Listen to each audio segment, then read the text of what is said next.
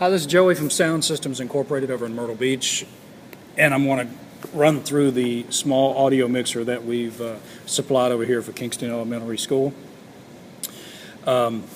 We have 8 channels of mic input and line and instrument inputs, plus we have additional input channels for 9 and 10, 11, 12, 13, 14, and that allows us to put in something like a tape deck, keyboard, electronic keyboard or such. So I'm going to cover what one channel does for the system, and we're going to record this so that we can use it back for a reference. Let's say that we plug a microphone into channel 5. We can also plug a line instrument, for example a keyboard, acoustic guitar, anything that has a 1/4 inch input, microphone or 1/4 inch inputs. This is our gain control, which controls the amount of sound that actually comes into the whole entire channel. Now what I'm going to do is I'm going to skip all the way down here to the bottom first. This is the level control, which I can turn up or down to get sound out of our main outputs. We have supplied a cable that comes out of these 2 main outputs, and that plugs into one of the mic plates on stage. Then that mic plate is controlled by the master sound system, which is mounted on the wall. This is our slider control. First of all, we're going to come over here, and our main outputs should come up to somewhere around 3/4 of the way up. This is the main slider, which controls how much sound is in that particular channel. We would turn the second button, push it down, which turns it on, and that allows us to hear it through the main speaker system. Pan control is next. It's irrelevant because the system is not set up in stereo. Reverb is actually a reverb unit that's tied into the main system over here.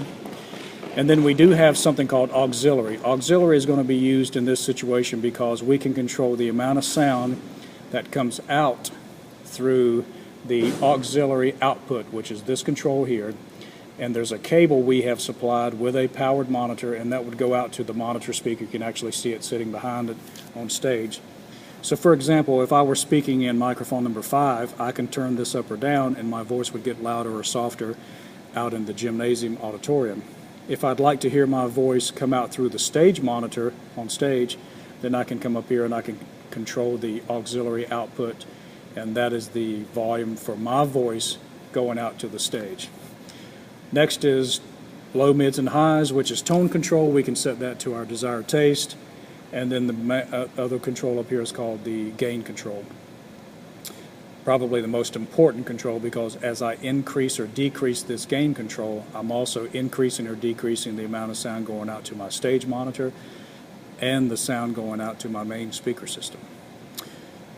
Because this is the master volume control, then I have control over every particular channel. Now I can come out of my output, auxiliary output, and that would go to my stage monitor.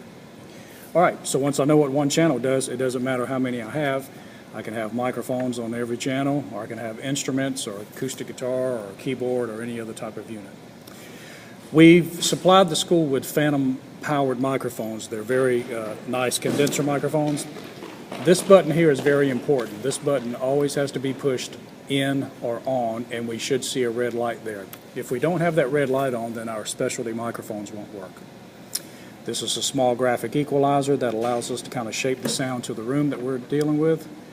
We have a digital reverb processor, which I don't know if we would use in this situation or not. And we do have a USB input, so if someone brings a thumb drive unit with music on it, we can plug it into there and play, pause, repeat, and make that happen for us.